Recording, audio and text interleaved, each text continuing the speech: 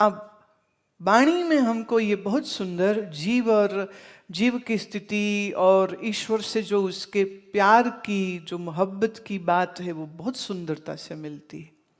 पर जिसको हम कह रहे हैं तू और जिसको कह रहे हैं मैं, देखिए पहली पंक्ति में दोनों बातें आई। तू दरियाओ दाना बीना, मैं मछली कैसे अंत ला। तो इसमें तू भी आया है और इसमें मैं भी आया है, और वेदांत दर्शन ये तू को भी समझाएगा और इस मैं को भी समझाएगा।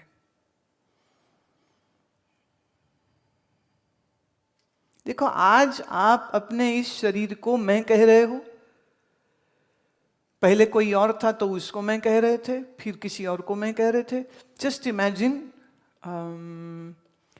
हम 50 अगर पॉसिबली, कल्पना से, hypothetically I'm saying, if hypothetically we create 50 different faces of you, and somehow, maybe through past life regression or through some help of artist, where you can explain what you saw.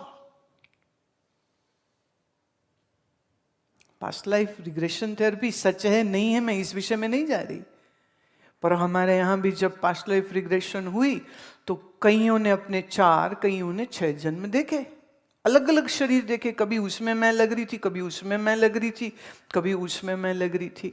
और किसी artist की मदद से, या मान लो वो बंदा खुद एक आर्टिस्ट हुए और वो आर्टिस्ट खुद ड्रॉ करे अपने ही स्केचेस को, एक से एक न मिले। जैसे अभी बिल्कुल रिसेंट ऑस्ट्रेलिया में एक 8 साल के बच्चे का ये कहना है कि वो प्रिंसेस डायना था।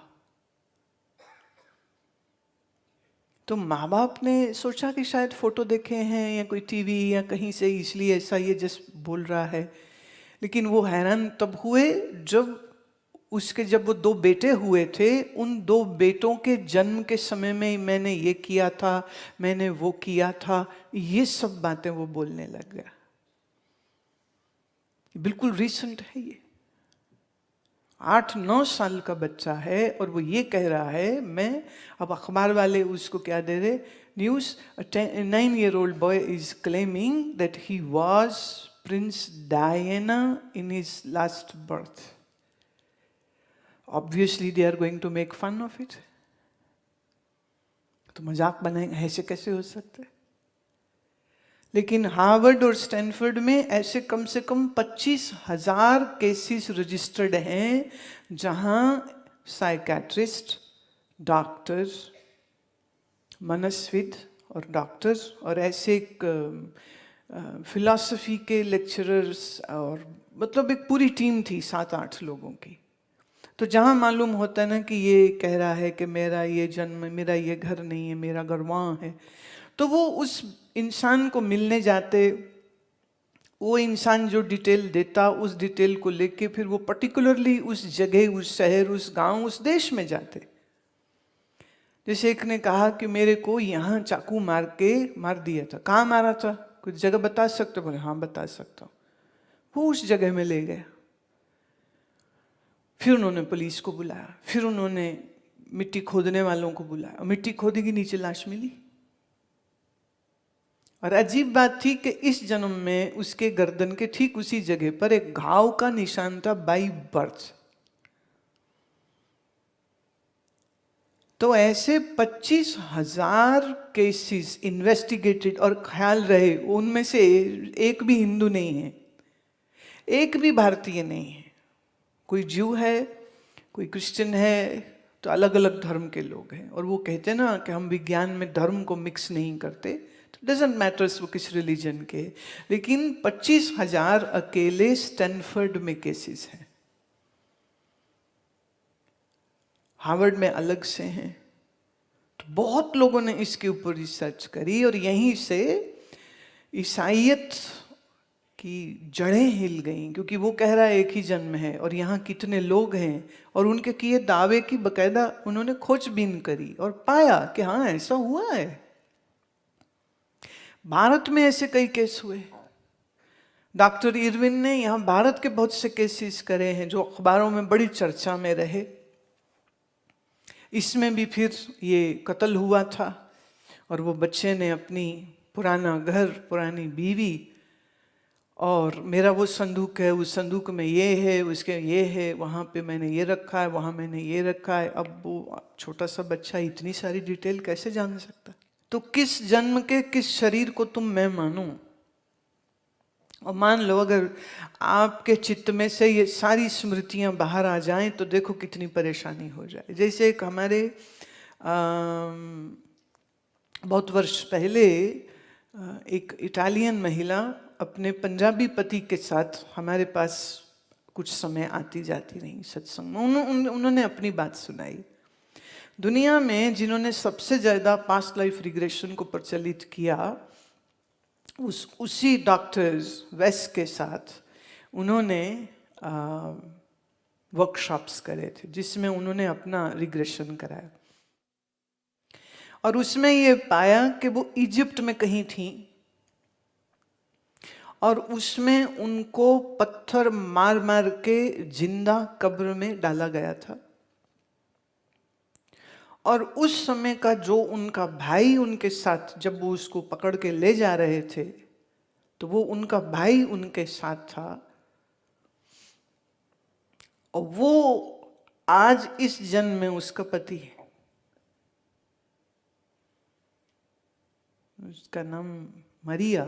तो मरिया ने कहा कि जब मैंने अपने हस्बैंड को फर्स्ट टाइम देखा तो मेरा बस बिल्कुल मन बंध गया, जान न पहचान। और फिर खुद से उसने दोस्ती का सुझाव दिया और फिर वो दोनों मिलते रहे और फिर दोनों ने शादी कर ली। फिर कहती मुझे ये नहीं मालूम कि मेरा पहले से इससे कुछ संबंध रह चुका है। और वो जब मिट्टी में उसको फेंका गया था और ऊपर से जब मिट्टी उस पर डाली गई थी, वो आखिरी सांस के लिए जो वो तड़पी है, वो एक एक चीज को रिग्रेशन में उसने देखा। अब इस रिश्ते में और उस रिश्ते में क्या कोई फर्क हुआ? अब क्या है, मूल रूप से मन में अज्ञान है तो अज्ञान की वजह से पर्दा मन पे पड़ा ही रहता है। तो वो जब भाई था तो भाई से मोह था, आज वो पति है तो पति से मोह है। यही तो बेवकूफी है। इसी बेवकूफी को खत्म करने के लिए हमको वेदांत की जरूरत पड़ती है, जहां तू क्या है और मैं क्या है, दोनों का फर्क क्या है, दोनों का संबंध क्या है, दोनों का स्वरूप क्या है, ये हमको वेदांत दर्शन से ही मालूम हो पाता है। और इसी वेदांत विद्या की वजह से आप समझ पाएंगे कि आप असल में हैं कौन। आप कहते हो मुझे परमात्मा को मिलना है, पर क्या आप जानते हैं कि आप खुद कौन हैं? तो अगर मैं कहूं पिछले 50 तुम्हारे जन्मों के शरीर मान लीजिए किसी तरीके से हम तुम्हारे सामने प्रस्तुत करवा दें या उनके फोटो मिल जाएं और वो सब हम रख दें, तो तुम किस शरीर को मैं कहोगे?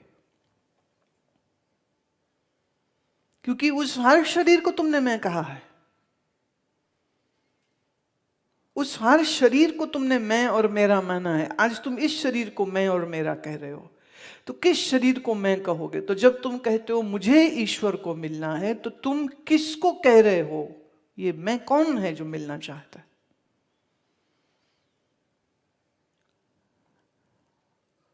वाणी में आता है कांको माई कांको बाप, नाम त्रिक झूठे सब साथ।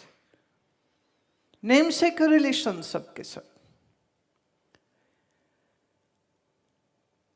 मुझे याद है एक बार किसी ने ये प्रश्न किया था हमारे आचार्य से कि आप सबको वैराग्य की बात सिखाते रहते हो, तो क्या हमारा माँ बाप के प्रति कोई फर्ज नहीं है?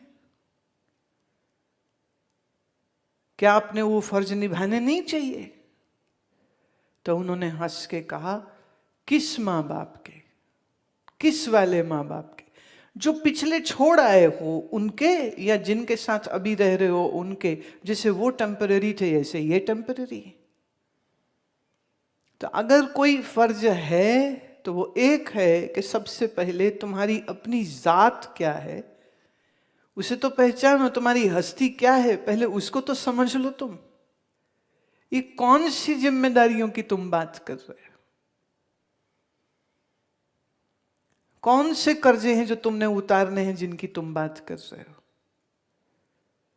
अब आप हो सकता है आप कहें कि लो जी, ये खुद तो भगवे कपड़े पहन के बैठे हैं और हमको ऐसी बातें सुना रहे हैं, तो तुम जिनको मानते हो मैं उनकी बात कह देती हूं प्रमाण के तौर पर। पई प्राप्त मानुख दे खुरिया, गोविंद मिलन किए तेरी बरिया, अवर काज तेरे किते न काम, मिल साध संगत भज केवल नाम। और कोई काम करने के लिए ये शरीर है ही नहीं। अवर काज तेरे किते न काम, और कोई काम तेरे करने का है ही नहीं। मिल साधु को, कर उसकी संगत, और जान अपने आप को कि तू कौन है। अपना मूल अज्ञान निवृत्त करे। First remove the basic ignorance which has created this veil, which has created this distraction and frustration and so much pain. कौन से फर्ज निभाना चाहते हो तुम? तो पहले अपने आप की पहचान करो। तो तत् ईश्वर क्या है, कौन है? त्वम, तू कौन है? कहां से आए, कहां जाओगे? क्या है संसार में तुम्हारा लेना देना? किसके लिए जन्मे हो, क्यों जन्मे हो, ये रिश्ते क्यों है? अब आप सोच के देखिए, पूर्व का भाई आज का पति, कर्म का लेन देन। तब जिससे ममता थी, बंधे आज भी उसी से हैं, बस रिश्ते थोड़े फर्क हो गए। ऐसे ही तो रिश्ते बनते हैं, ये जो कर्म का परस्पर लेन देन होता है। इसीलिए कोई माँ है, इसीलिए कोई तुम्हारा बाप हुआ इस शरीर में, इसीलिए उन बहन भाइयों के साथ रिश्ते जुड़ते हैं, क्योंकि उनसे कुछ सुख दुख लेने हैं, उनको कुछ सुख दुख देने हैं। ना चाहते हुए भी दोगे, ना चाहते हुए भी लोगे। यही तो कर्म का बंधन है, यही तो कर्म की फांसी है जो गले में पड़ी हुई है। मेरे हैं, मेरे हैं, मेरे हैं, मेरे हैं, मेरे हैं, मेरे हैं, क्या तुम्हारे हैं? और कौन तुम्हारा है बिना जाने? तू कौन? तो तू दरियाओ दाना बीना मैं मछली कैसे अंत लहा। अब इस पंक्ति में तू को अंडरलाइन कर लीजिए और मैं को अंडरलाइन कर लीजिए। ये मैं क्या है और ये तू क्या है? तो बेसिक मुद्दा सबसे पहले ये समझने का है। वो कह रहे मुझे ना तुमसे बड़ा प्यार है। ये डायलॉग बेटा बोल रहा था, माँ ने सुना। माँ पूछती है बेटे किससे प्यार है? तो वो हंसने लगा, बोले अभी तो कोई भी नहीं है। तो बोले फिर ये क्यों बोल रहे थे? बोले प्रैक्टिस कर रहा हूं, कभी कोई मिलेगी फिर बोल लूंगा। फिल्म में देखा था तो मैं अज्यूम कर रहा हूं कि मेरी भी एक गर्लफ्रेंड है, तो मैं उसको कह रहा हूं मैं तुम्हें बहुत प्यार करता हूं। तो मां ने एक झांपड़ लगाया कि आश की जैदी चढ़ गई तेरे को, पढ़ाई कर। जब आप कहते हो मुझे परमात्मा से प्यार है, तो क्या ये वैसी ही बात नहीं होगी? अता पता तो है नहीं, किससे प्यार है ना? प्रॉब्लम यही है। संत महात्मा गुरु सब कहते रहते भगवान से प्यार करो, भगवान से प्यार करो। तुम हाँ हाँ करेंगे, हाँ हाँ करते हैं, होता होता कुछ भी नहीं, रिपीट कर देते हो। थोड़े दिन महीने सुनते रहो तो फिर ये तोते भी बोलने लग जाते हमें तो भगवान से बड़ा ही प्यार है। खाक और मिट्टी, जिसे मिले नहीं, जिसे देखा नहीं, जिसे जाना नहीं, उससे कैसे प्यार कर सकते हो? सुनी सुनाई बात। अब वो पुराने जमाने में लड़का लड़की दिखाए नहीं जाते थे, पंडित या नाई रिश्ते कराते थे। तो वो कहते थे कि फॉर एग्जाम्पल के रायपुर गांव में श्यामा प्रसाद की लड़की कृष्णा से तुम्हारे पुत्र गोविंद की हम शादी तय कराए। वो माँ बाप ने भी नहीं देखी होती थी लड़की, तो उसकी बात पे भरोसा करते थे कि ठीक है अगर ये कह रहे हैं तो ठीक ही होगा। फिर तुमने देखभाल लिया, हाँ जी चलो डन, गल खत्म।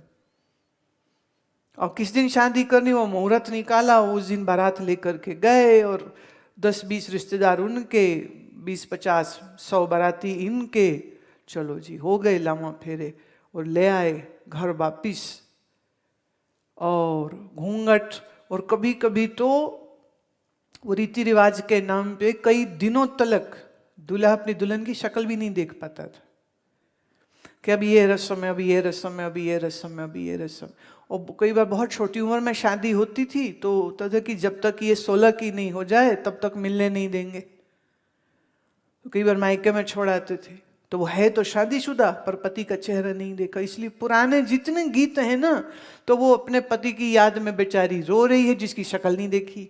बस ये पता है कि वो इतना लंबा है और उसका इतना वजन तो होना चाहिए। और फिर सहेलियां कहती थी नहीं वो तो काला है, फिर कोई कहती थी हमने तो सुना वो गूंगा भी है, फिर कोई कहते हमने सुना वो तो लंगड़ा भी है, क्योंकि वो तो सिर झुका के बैठी रही पूरे समय, उसे मालूम ही नहीं कि कैसा है।